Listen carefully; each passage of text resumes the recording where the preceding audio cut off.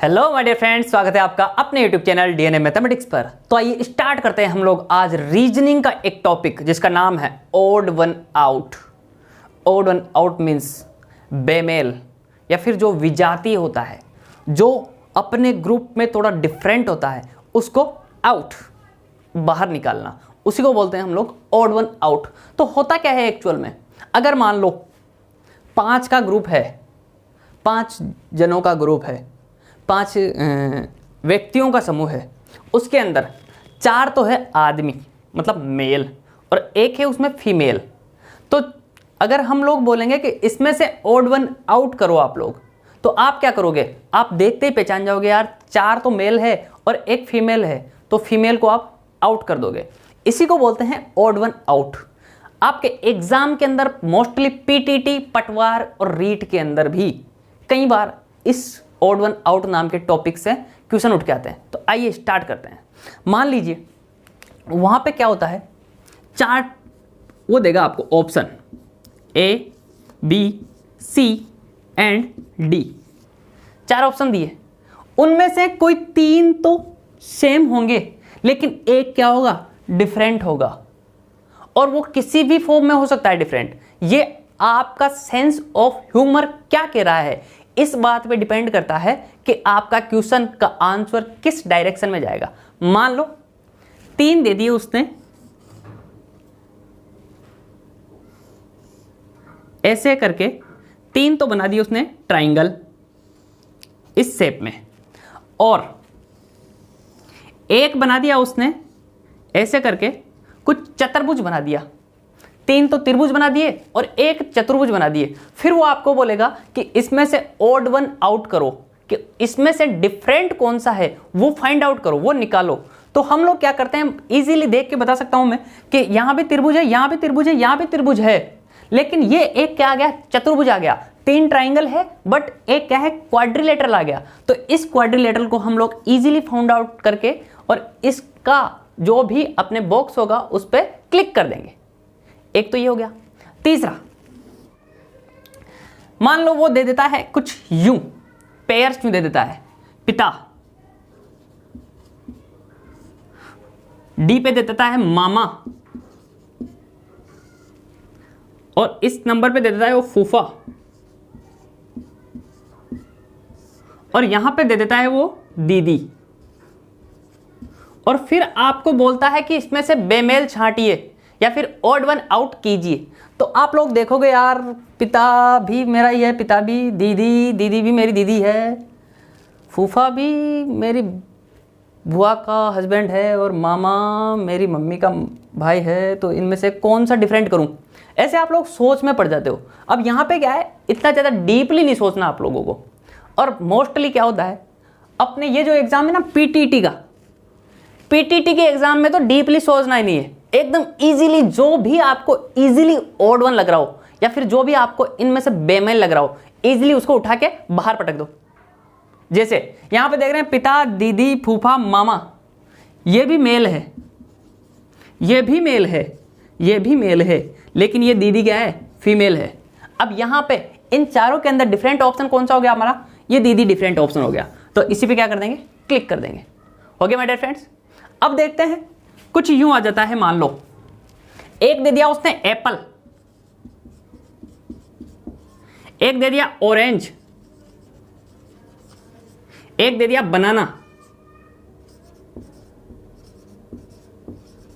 और 1 दे दी उसने टेबल।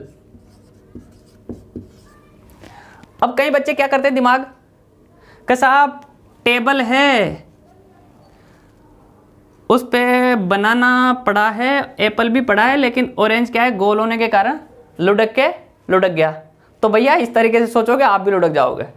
ठीक है, थिंक बी पॉजिटिव। अब यहां पे देखो, ये एप्पल भी क्या है, फ्रूट है, ऑरेंज भी अपना फ्रूट है, और बनाना भी अपना फ्रूट है, लेकिन टेबल क्या है, फ्रूट नहीं है, और इसलिए इन सब में से बेमेल कौन सा हो गया, ये टेबल हो गया।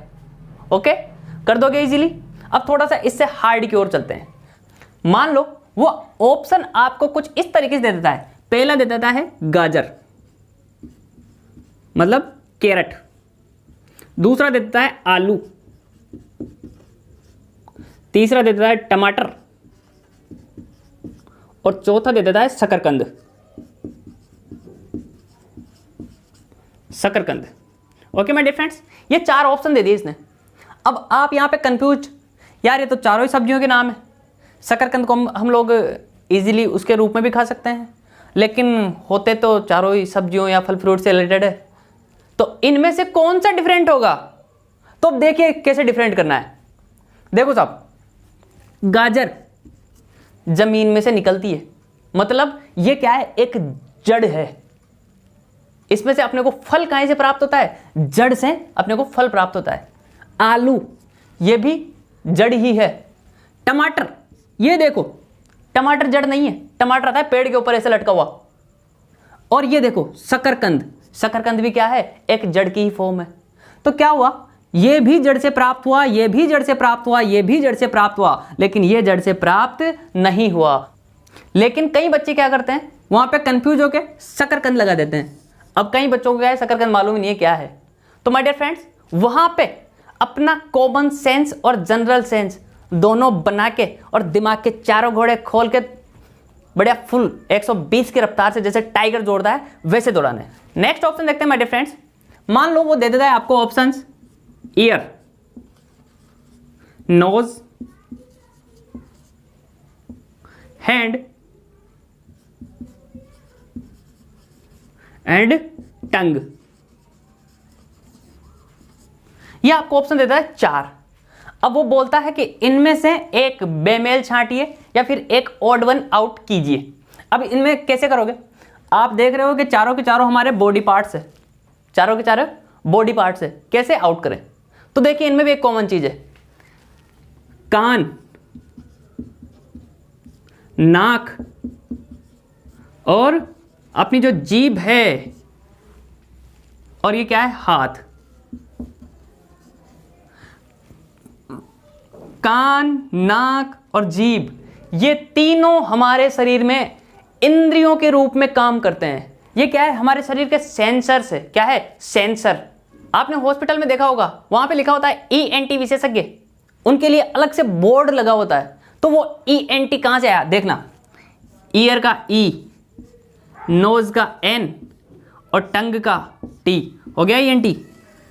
तो ये क्या है, ENT, ईयर, नोज, टंग, ये तीनों क्या है, इंद्रियां हैं, जबकि अपना हैंड क्या है, इंद्री नहीं है, और यही अपना इसमें बेमेल हो जाएगा। Okay my dear friends, next देखते हैं माय डियर फ्रेंड्स। मान लो वो ऑप्शन महीनों के अंदर दे देता है अपने को, वो दे देता है कि जून,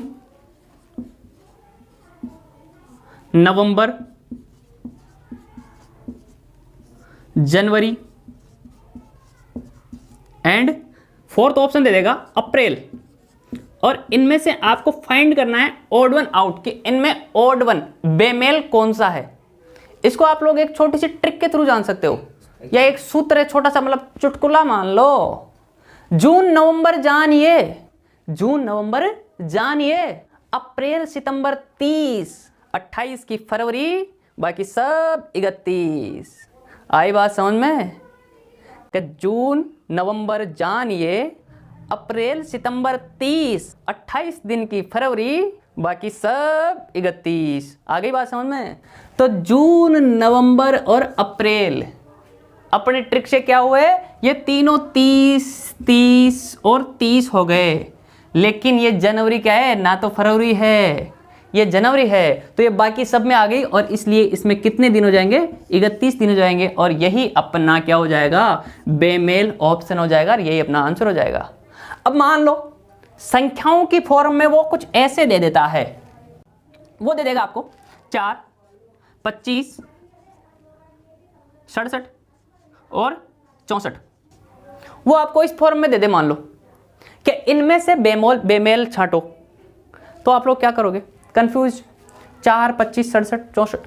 तो यहां पे फिर आपको थोड़े से दिमाग के घोड़े दौड़ाने हैं।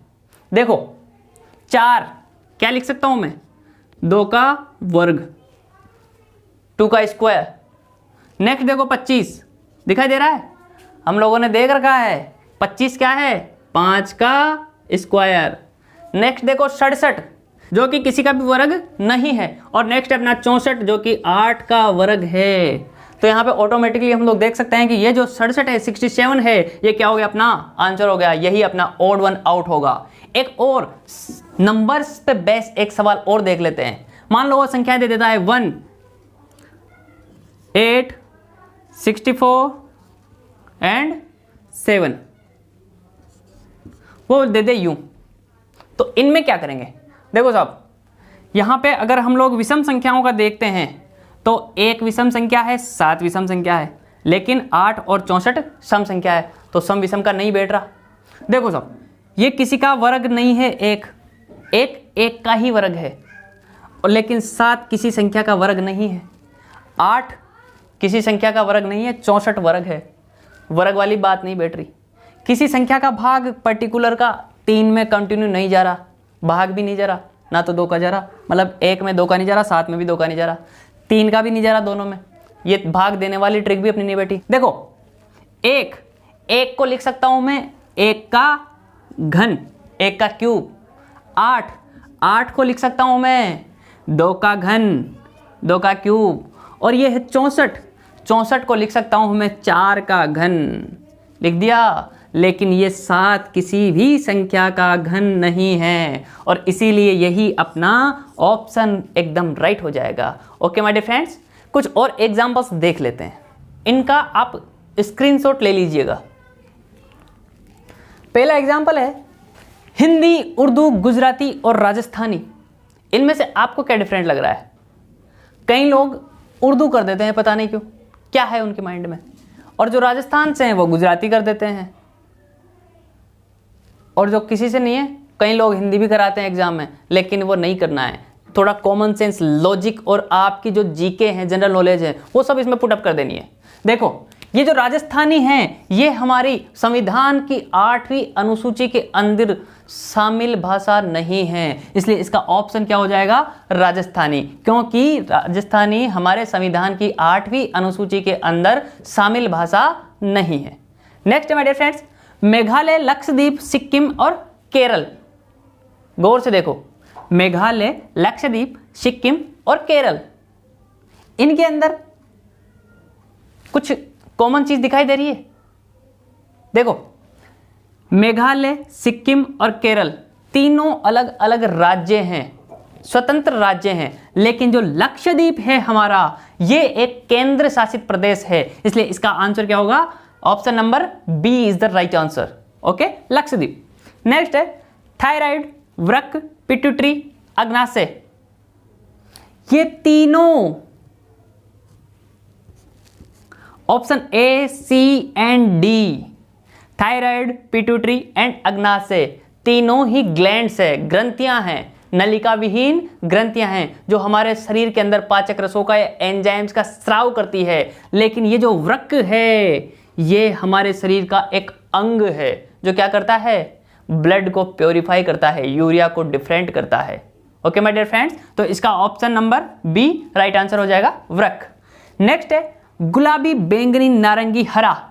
जब भी ये कलर आ जाए, कलर कॉम्बिनेशन आ जाए, इनके अंदर आपको वो फॉर्मूला 10th क्लास वाला क्या था? विबग्योर,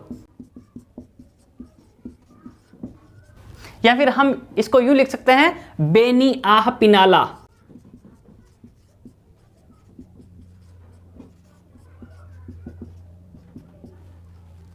बैंगनी, नीला, आसमानी, हरा, पीला, नारंगी और लाल। ये क्या है? हमारे इंद्रधनुष के 7 रंग है। और जो भी एग्जाम में, कॉम्पिटिटिव एग्जाम में क्वेश्चन आता है, वो मोस्टली जो भी कलर के ऊपर बेस्ड क्वेश्चन आता है, इसी इंद्रधनुषी रंगों के ऊपर बेस्ड क्वेश्चन आता है, इसी इंद्रधनुषी रंगों के ऊपर। तो आपको रट लेना है बेनी आह पिनाला, या अगर इंग्लिश मीडियम से हो तो आपको रट लेना है विबग्योर। वी से वॉयलेट, आई से इंडिगो, बी से ब्लू, जी से ग्रीन, वाई से येलो, ओ से ऑरेंज और आर से red. Okay my dear friends. बे से बैंगनी, नी से नीला, आ से आसमानी, ह से हरा, पी से पीला, ना से नारंगी और ला से लाल। अब इनमें देखते हैं गुलाबी, बैंगनी, नारंगी और हरा।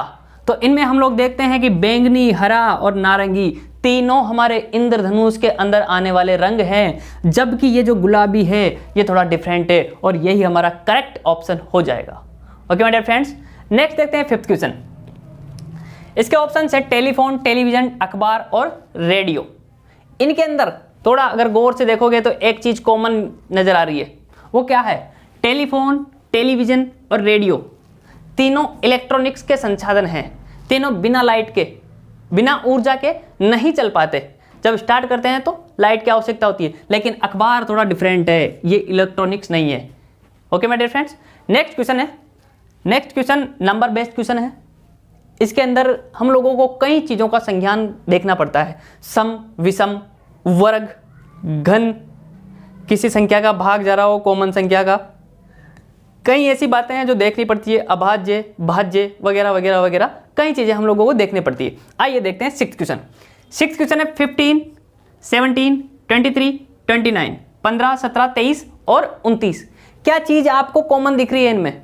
देखो, किसी चीज़ का वर्ग भी नहीं है ये, किसी चीज़ का घन भी नहीं है इनमें, सम विषम भी नहीं है, किसी चीज़ का कॉमन भाग भी नहीं जा रहा है। लेकिन एक चीज नोटिस कर रहा हूं मैं, जो आप शायद आप भी कर रहे होंगे। देखो 17, 23 और 29 तीनों अभाज्य संख्याएं हैं, जबकि हमारे जो 15 है वो एक भाज्य संख्या है, और इसीलिए इस क्वेश्चन का करेक्ट आंसर हो जाएगा option number A 15। Okay my dear friends. Next question है मुंबई, कांडला, मैसूर और कोचीन में से ऑड वन आउट या बेमेल कौन सा है? तो यहां पे थोड़ा दिमाग लगाइए। आपकी जो जीके है, जनरल नॉलेज है, सेंस ऑफ ह्यूमर है, आईक्यू लेवल है, सब यहां पे काम में आ रहा है। मुंबई, कांडला, मैसूर और कोचीन, थोड़ा अगर गौर से थोड़ा दिमाग डालेंगे तो हम देखते हैं कि मुंबई भी एक पोर्ट है, मतलब एक बंदरगाह है, कांडला भी एक बंदरगाह है और कोचीन भी एक बंदरगाह है, जबकि मैसूर एक बंदरगाह नहीं है। ये तीनों समुद्र किनारे स्थित है। आगे बात समझ में हो गया? क्लियर। अब इस टॉपिक में आप लोग कोई भी एक सीट किसी भी पब्लिकेशन की हो, आप लोग जरूर निकाल लीजिएगा। Thank you. अगर वीडियो पसंद आई हो तो लाइक एंड सब्सक्राइब जरूर करें।